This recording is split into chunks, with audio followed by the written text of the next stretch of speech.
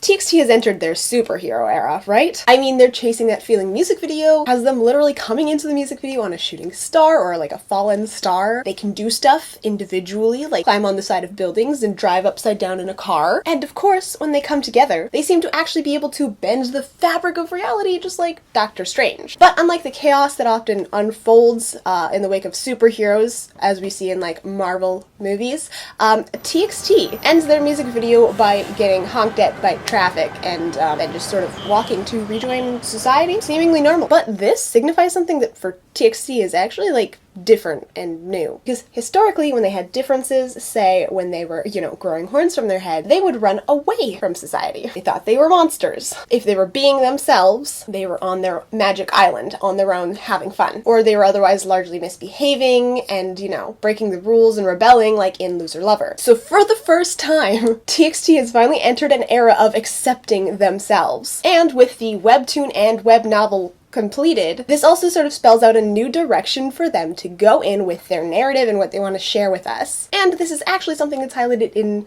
the entirety of the FREEFALL album, so let's talk about it. Also, please remember to give this video a thumbs up so it reaches more people, and of course so that you get recommended these videos every single time they get posted. You can kind of stay on the K-pop theory side of YouTube. Okay.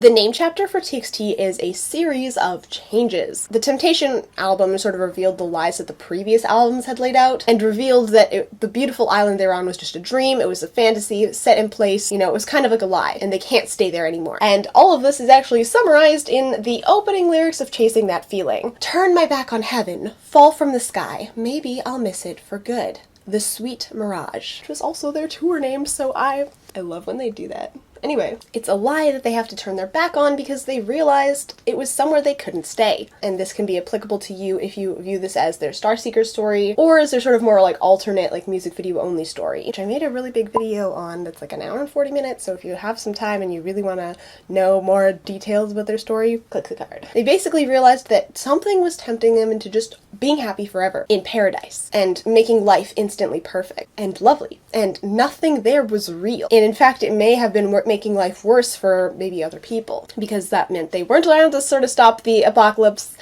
main storyline stuff, And this is actually what we see happening at the end of Sugar Rush Ride. We see this decision where they turn to leave the island, and they drive out of the illusion, just depending on which version of Sugar Rush Ride you're watching. And all of this lays the ground for, of course, the theme of the FREEFALL album. Every single song is about them leaving, despite how painful it is to do so, to leave this perfect, beautiful, lovely island where, this is where all their dreams were, and they're reminiscing over the times that they were innocent and believed these lies that they were told. And they're sort of dealing with and really looking at themselves, like in these lyrics, possibly for the first time. Obviously, this is about the fictional story of TXT. I'm not saying this is the first time TXT, the boys in general, have self-reflection. Obviously, I'm just so we're clear.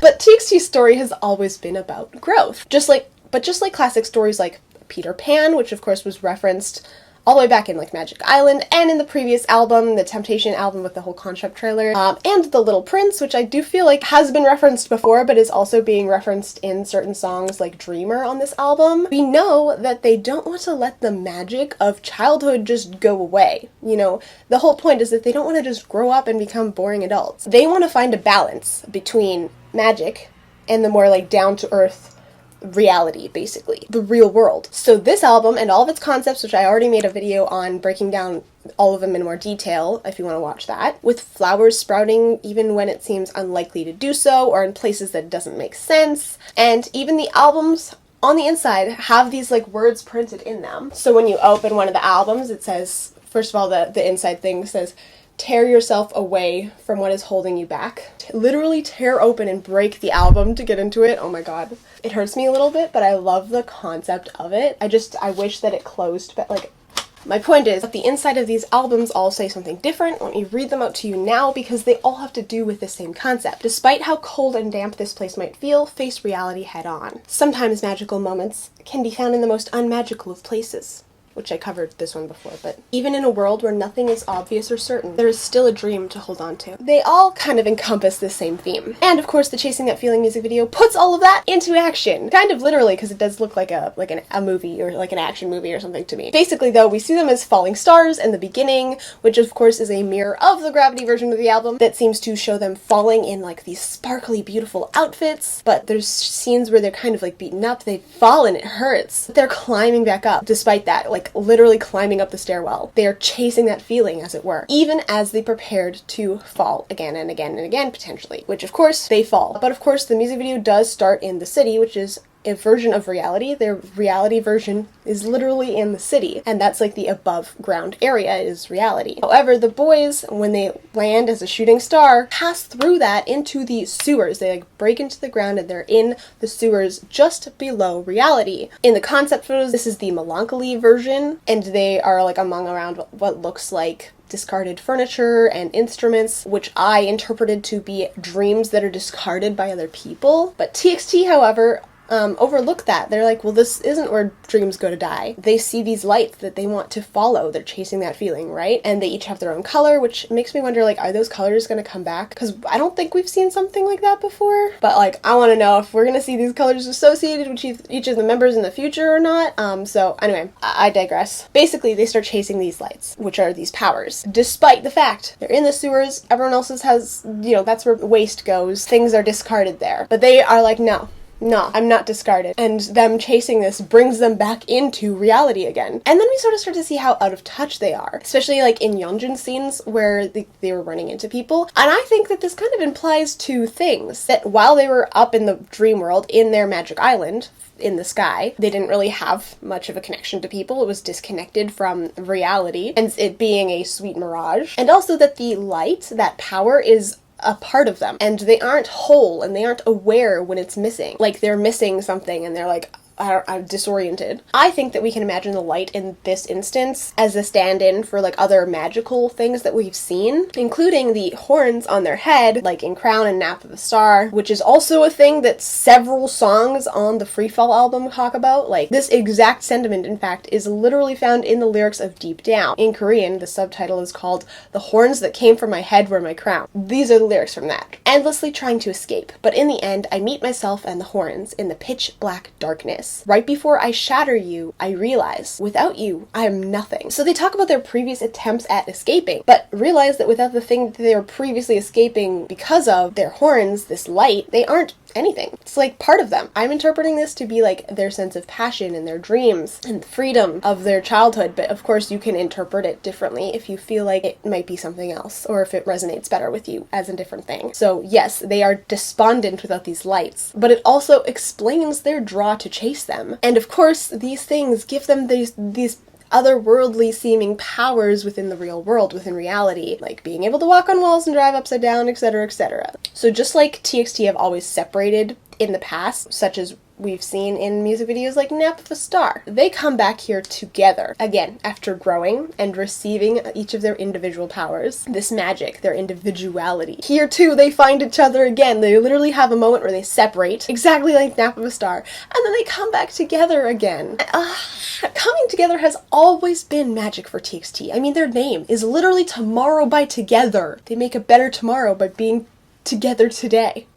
So of course, their individual powers were great, but when they come together, that's when they have the ability to become like Doctor Strange or something, and literally bend space and time. And of course, we do know that in their story, there are multiple universes. This has been said by the cat specifically, but also the web novel has many references to them literally moving between universes and different realities.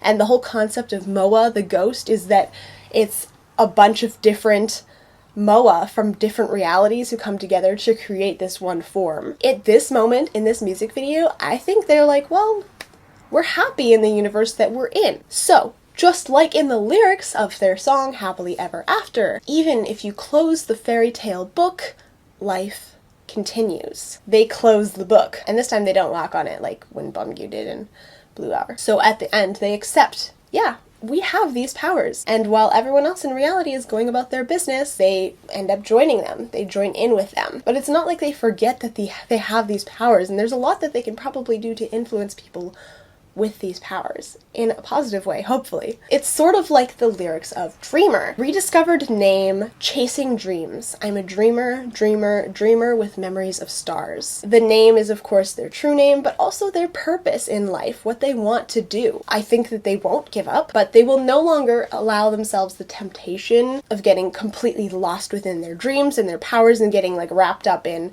everything that Magic Island stood for. They came from the stars, the sky, right? But also the stars are always Moa. Moa is literally represented as a star in several cases. And so they remember themselves and they remember the stars. And they know that if they keep chasing that feeling, they might eventually get there again. The dreams they had as children couldn't be experienced the way that they might have wanted them to be. You know, it was an idealized version of how they thought their life would work out. But just like in the story The Little Prince, they realize they don't want to just be boring adults either, who don't have dreams, and I think that they will get there in the end. I mean, let's look at TXT in real life. They've worked really hard for their dreams, and they are idols, and they're influencing people and creating wonderful music that people love, appreciate, and look forward to seeing. So I think this time in TXT's story, instead of them taking the elevator to Magic Island right into the sky, they can climb up the stairs, and maybe they'll remain grounded in reality. So just to go back on like literally everything I said in this video, there's another possible theory that's a little bit more sinister, and I just wanted to quickly talk about it. So the like bending reality thing that I keep referencing Doctor Strange can also be interpreted as the same thing that happens in Inception. And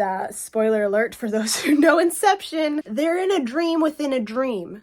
They keep dreaming. Now, I'm not trying to imply anything, but I do think it's possible that they're actually deeper within the dream. This was kind of my theory for the Japanese version of Sugar Rush Ride, so I wanted to make sure I added this in here because I still think it is possible they're further in the dream than they were before, but they just think that they're not. I don't know. It does look a little like Inception. I think it's possible.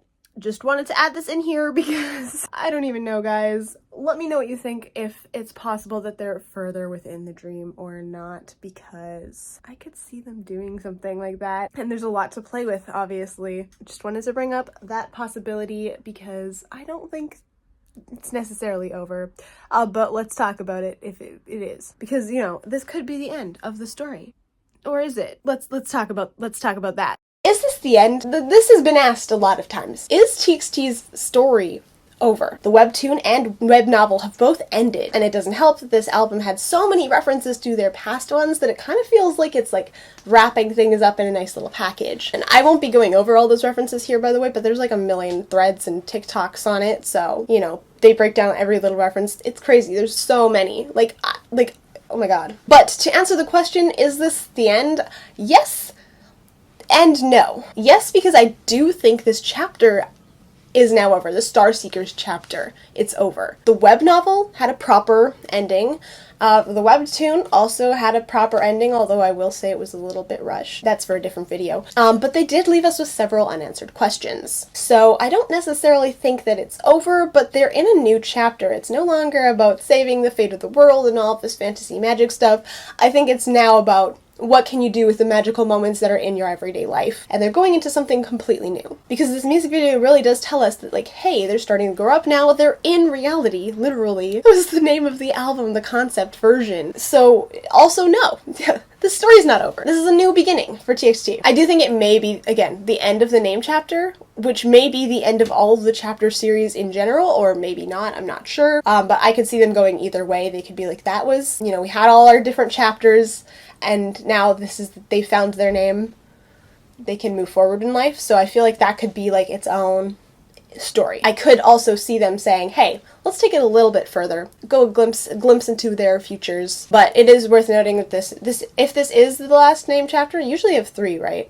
But if this is the last name chapter, I will say they didn't have an outro. There is no ending, but that may also be intentional because, like they're saying, life literally continues on. And this is covered in the lyrics, again, of Happily Ever After. Even if you close the fairy tale book, life continues, I realized. There is no happily ever after. It's not there. It keeps going on. And though this has previously been something that maybe made them angry or that they rejected, they realize that they love their days every day anyways. They are living their lives. So I do think that there may be more story things in the future that maybe aren't the Star Seekers. I'm not sure if it'll still like base itself off of, hey, they were started as the Star Seekers and now they're this, or if it'll be something completely new. One thing is for sure though, TXT is just getting started, and I'm sure the concept of narrative in their works won't be leaving anytime soon. And yeah, that's it. Thank you guys so much for watching. I hope that you enjoyed this video. Sorry I'm a little bit congested still. I had a cold, like a really bad cold, and so that was why this video was so late.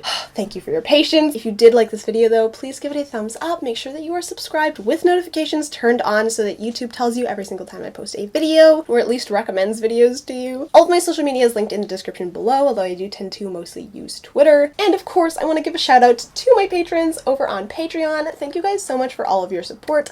I could not do this without you, because especially for like my longer videos, all of that goes back into like paying my editor and everything like that. So thank you so much. If you want to join Patreon and like help support the channel, we have a private Discord server.